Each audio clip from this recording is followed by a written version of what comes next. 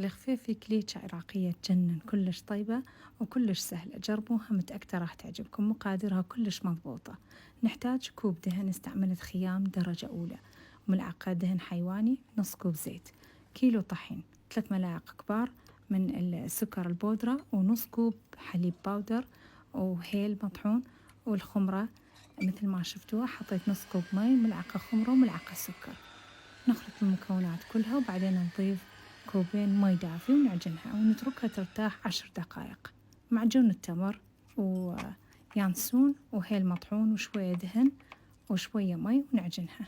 نكور العجينة، نحضرها وبعدين نحشيها بهذا الشكل ونشكلها. وطريقة التزيين بكيفكم، أني زينتها بالسباتيولا وبعدين ندهن الوجه بالفانيلا والبيض وندخل الفرن 8 دقائق أو 7 دقائق تحت و3 دقائق للوجه. وها هي النتيجة النهائية. أتمنى تجربوها، متأكدة راح تعجبكم، وعلينا وعليكم بألف عافية.